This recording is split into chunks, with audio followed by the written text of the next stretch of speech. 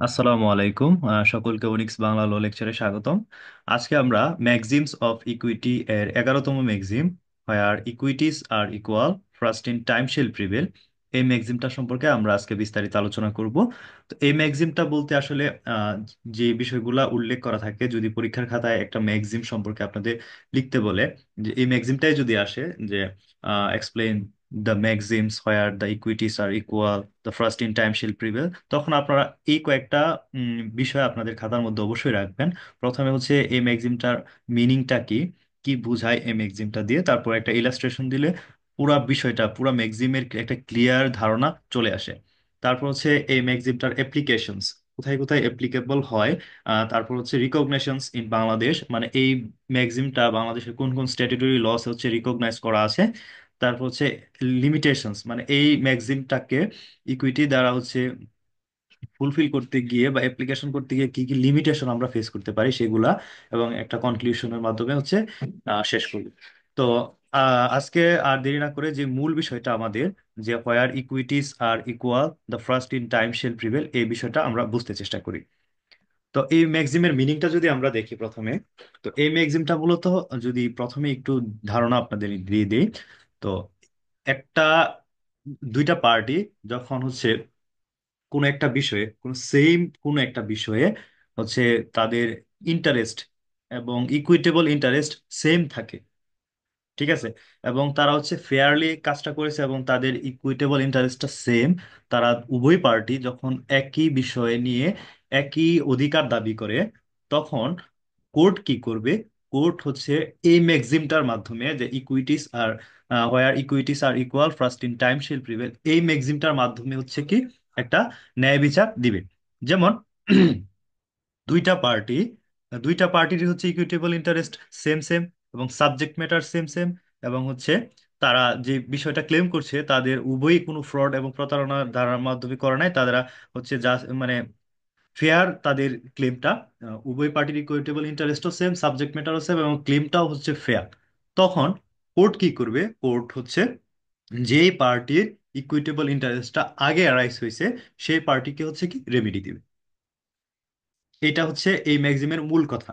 এখন আমরা যদি একটু পড়ি, যে the maxim where equities are equal, first in time shall prevail means that when two parties have equal and fair claims over the same subject matter, the person who acquired the first interest first in time will favored by the court। একই কথা যেটা বললাম, যে যখন দুইটা পার্টির কোনো একটা সেম সাবজেক্ট ম্যাটারে হচ্ছে তার ইকুয়াল এবং ফেয়ার ক্লেমস থাকে, ইকুইটেবল ইন্টারেস্ট, তখন কোর্ট কি করবে?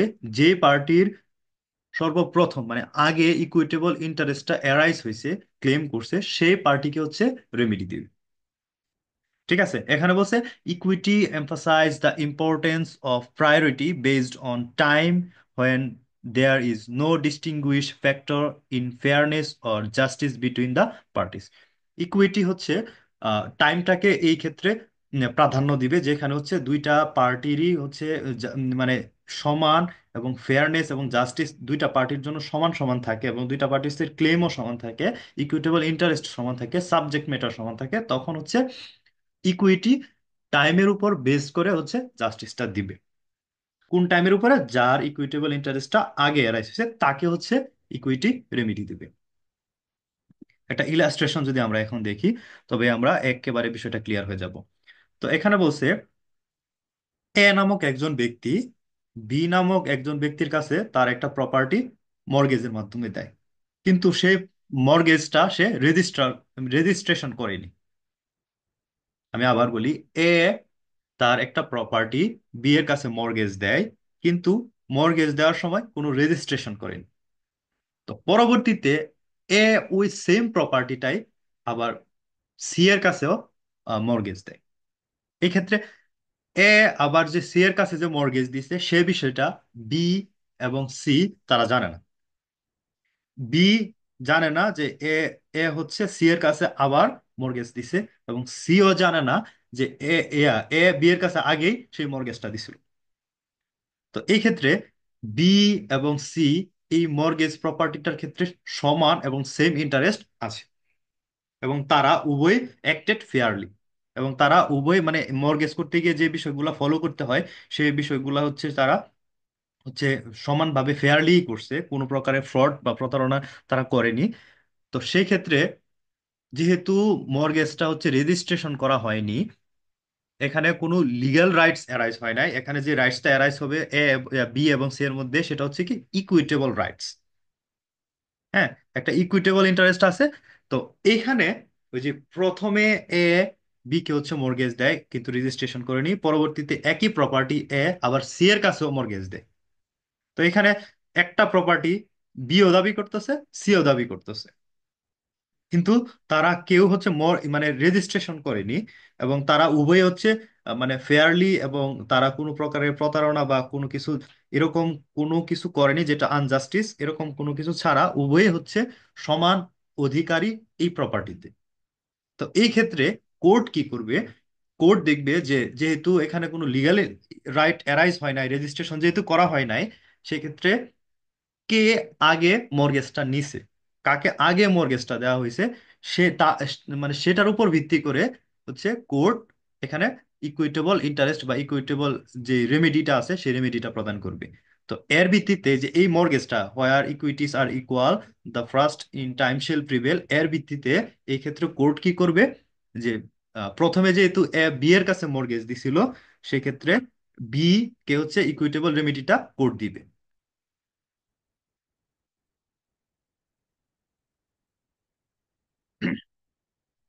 এখন আমরা দেখব অ্যাপ্লিকেশন, এই ম্যাক্সিমের অ্যাপ্লিকেশন যেগুলো আছে, কোথায় কোথায় অ্যাপ্লিকেবল হয় সেই বিষয়গুলো আমরা যদি দেখি। তো এখানে কয়েকটা বিষয় আছে, যেমন কম্পিটিং ইকুইটেবল ইন্টারেস্ট, যখন দুইটা পার্টির ভ্যালিড ইকুইটেবল ক্লেমস থাকবে এবং হচ্ছে কোনো পার্টির লিগ্যাল রাইটটা ওভাররাইট করেনি, ওভার রিডিং করেনি, তো সেই ক্ষেত্রে শুধুমাত্র এই ম্যাক্সিমটা অ্যাপ্লিকেবল হবে। যে ক্ষেত্রে দুইটা পার্টিসেরই ইকুইটেবল ইন্টারেস্ট বা ইকুইটেবল ক্লেম ভ্যালিড এবং কোনো পার্টি অন্য কোনো পার্টির লিগ্যাল রাইটকে ওভার রিডিং করে না, শুধুমাত্র সেই ক্ষেত্রে এই ম্যাক্সিমটা অ্যাপ্লিকেবল হবে। এবং অ্যাপ্লিকেবল হয়ে সে এখানে কোর্ট তাকে হচ্ছে ইকুইটেবল ইন্টারেস্ট বা ইকুইটেবল রেমেডিটা প্রদান করবে। তারপর হচ্ছে ক্রোনোলজি ম্যাটার, এখানে হচ্ছে টাইমটা ম্যাটার করবে, যে the timing of when each equitable interest was created becomes the deciding factor. এখানে এই ম্যাক্সিমটার অ্যাপ্লিকেশনের ক্ষেত্রে ডিসাইডিং ফ্যাক্টর যেটা আছে, যে ডিসাইডিং ফ্যাক্টরটা হচ্ছে টাইম, কে আগে বা কার আগে ইকুইটেবল ইন্টারেস্টটা ক্রিয়েটেড হয়েছে, তার উপর ভিত্তি করে হচ্ছে এই অ্যাপ্লিকেশনটা প্রদান করা হবে।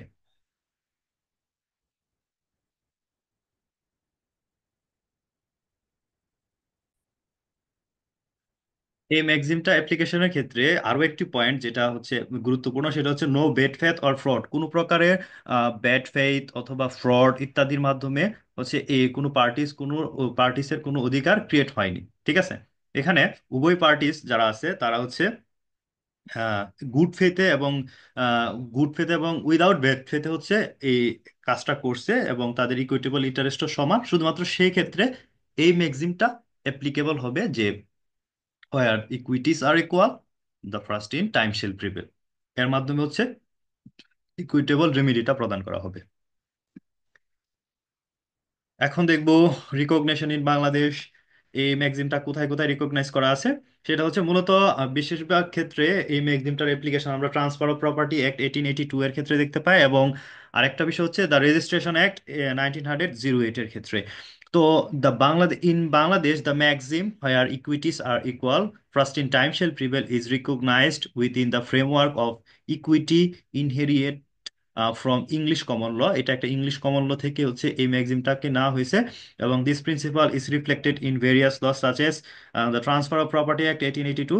এখানে বলছে কি governs priority in case involving party transfer and mortgage, transfer এবং মর্গেজের ক্ষেত্রে, কোনো প্রপার্টি ট্রান্সফার এবং মর্গেজের ক্ষেত্রে হচ্ছে যখন এই ম্যাগজিমটার ভিত্তিতে হচ্ছে প্রায়োরিটি দেওয়া হয় কোন পার্টি আগে হচ্ছে ইকুইটেবল ইন্টারেস্টটা ক্রিয়েটেড হয়েছে, তার উপর ভিত্তি করে হচ্ছে জাজমেন্টটা দেওয়া হয়।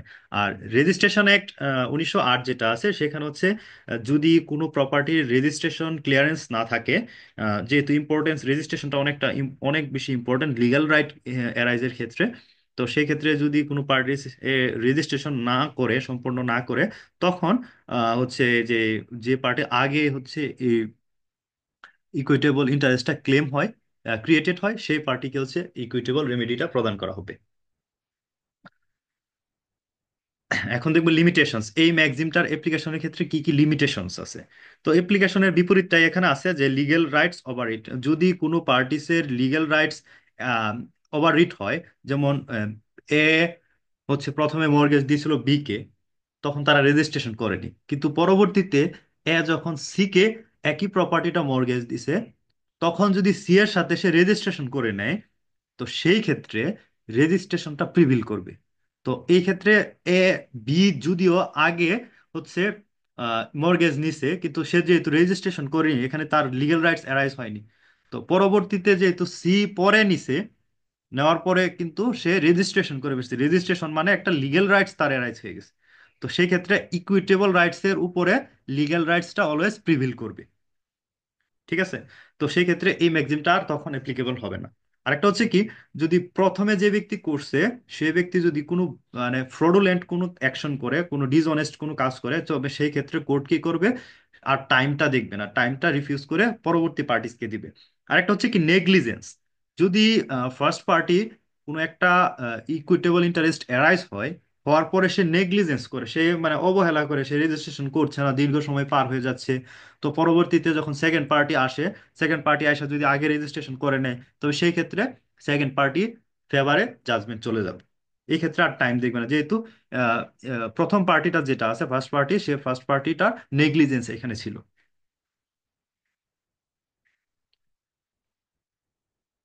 তো এই ম্যাগজিমটা আমাদের দেশে যে ট্রান্সফার অফ প্রপার্টি অ্যাক্ট এবং রেজিস্ট্রেশন অ্যাক্ট ইত্যাদির ভিতরে ট্রান্সফার অফ প্রপার্টি এবং মর্গেজ, তারপর হচ্ছে রেজিস্ট্রেশন ইত্যাদি বিষয়ের ক্ষেত্রে খুবই গুরুত্বপূর্ণ একটা ইম্প্যাক্ট ফেলে পার্টিসদের মধ্যে, হচ্ছে একটা জাস্টিস এবং ন্যায় বিচার প্রতিষ্ঠা করার জন্য। সেই ক্ষেত্রে এই ম্যাগজিমটা খুবই গুরুত্বপূর্ণ।